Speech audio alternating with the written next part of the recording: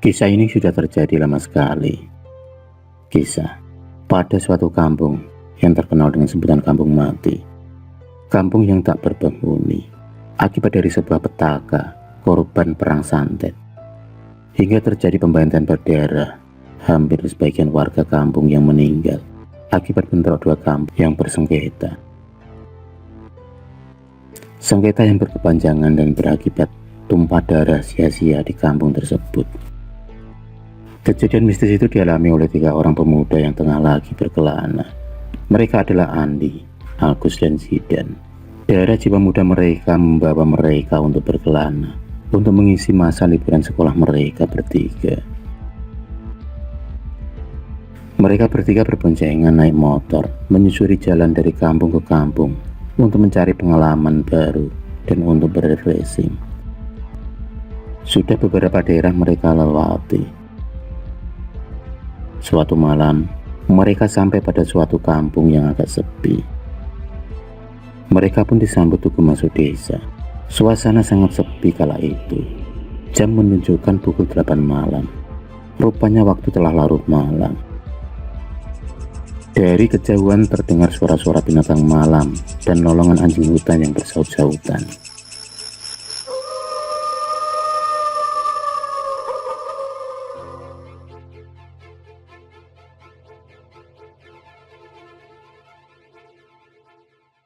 Mereka berpapasan dengan beberapa orang, tapi pandangan orang-orang tersebut agak aneh. Mereka hanya diam membisu, tak ada sepatah kata pun menyapa. Dan berjalan pun seperti orang mati saja. Mereka merasakan hal yang aneh saat itu, tidak seperti desa-desa yang mereka lewati hari-hari kemarin. Dari kejauhan mereka melihat ada sebuah warung di pinggir jalan yang terlihat masih buka. Mereka kemudian bergegas mendekati warung tersebut. Sesampainya di sana, mereka melihat warung nasi yang buka malam itu. Barut keroncongan yang sedari tadi kini menggelayuti pikiran mereka. Agus yang sedari tadi sudah lapar dan haus sangat senang. Obatnya sudah ada. Tanpa pikir panjang, mereka kemudian masuk ke dalam warung tersebut dan segera memesan makanan. Tak lama kemudian terhidanglah makanan dan minum di hadapan mereka. Tanpa basa-basi dan ini itu, makanan yang sudah ada di hadapan mereka pun menjadi santapan yang paling lezat malam itu. Mereka berdua asik makan, tanpa menghiraukan sekelilingnya.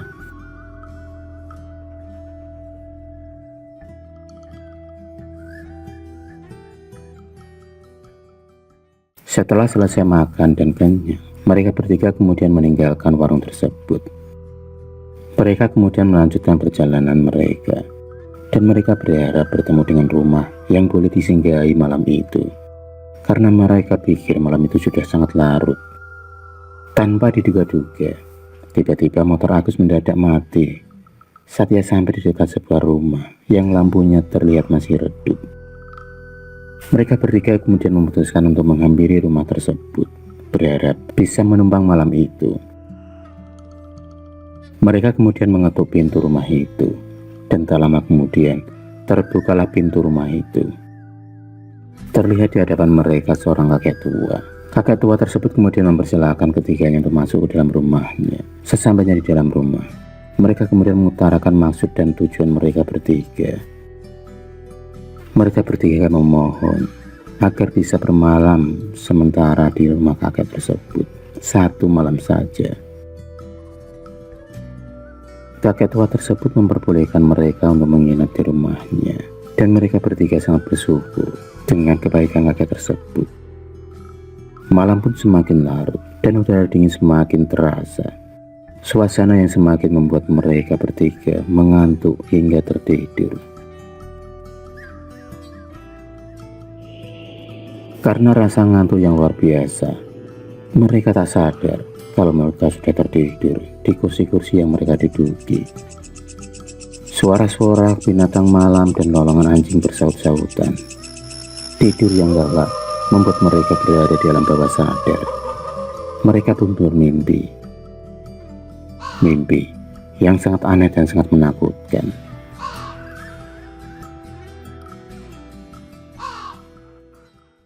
Saat itu mereka seperti berada di sebuah perkampungan yang banyak orangnya. Namun suasana terlihat begitu mencekam di saat orang-orang tersebut melihat mereka dan kemudian mengejar mereka. Orang-orang tersebut seolah seperti mayat hidup yang berjalan menuju ke arah mereka dengan membawa senjata-senjata tajam di tangan. Terlihat tubuh mereka yang penuh darah. Mereka bertiga kemudian berlari, berusaha untuk menyelamatkan diri. Agus dan Andi berhasil menyelamatkan dan bersembunyi di sebuah ruangan yang sangat kecil. Tapi mereka melihat Zidan yang ditangkap oleh orang-orang tersebut, diseret dan dibawa entah kemana.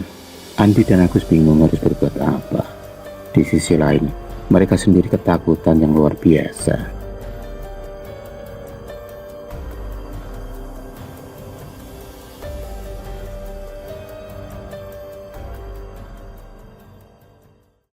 Tiba-tiba Agus dan Andi terbangun dari tidurnya. Mereka berdua tampak terengah-engah, nafasnya tak beraturan. Dan baru mereka sadari kalau mereka tadi barusan bermimpi seram.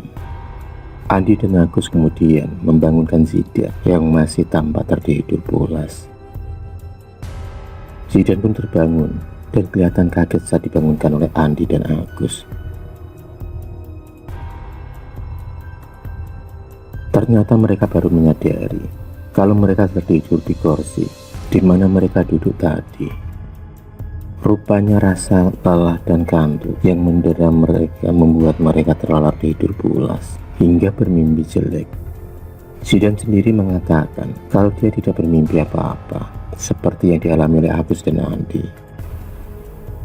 Belum lagi hilang rasa bertanya mereka dengan apa yang mereka alami. Mereka tiba-tiba dikagetkan saat mereka melihat isi piring tempat hidangan yang mereka makan tiba-tiba berubah. Piring tersebut kini berubah penuh dengan belatung dan mengeluarkan bau yang busuk dan tak sedap. Sontak saja mereka kemudian ingin muntah dan terasa mual di perut mereka. Mereka membayangkan apa yang mereka makan tadi. Makan hidangan yang disajikan oleh si kakek pemilik rumah.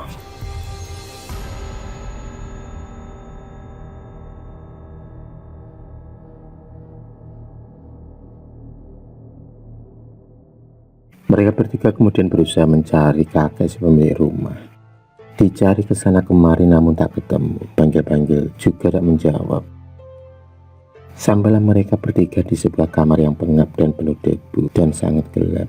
Samar-samar mereka melihat tulang belulang seorang manusia yang tergeletak, tinggal tulang saja. Mereka bertiga pun langsung lari tunggang langgang berhamburan keluar rumah. Mereka merasa ada yang aneh dengan rumah tersebut dan juga kampung tersebut, kampung yang tak wajar.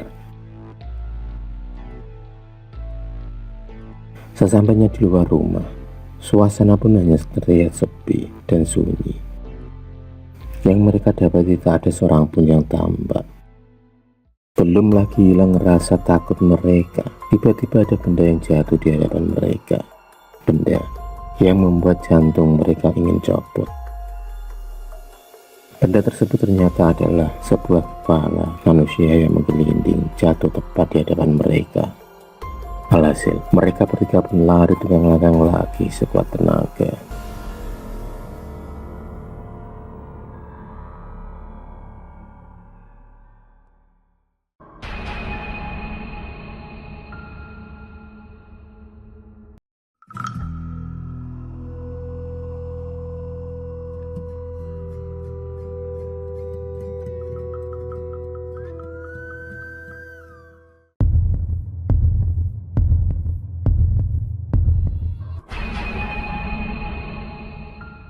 Terima kasih sudah menonton video cerita bergambar ini.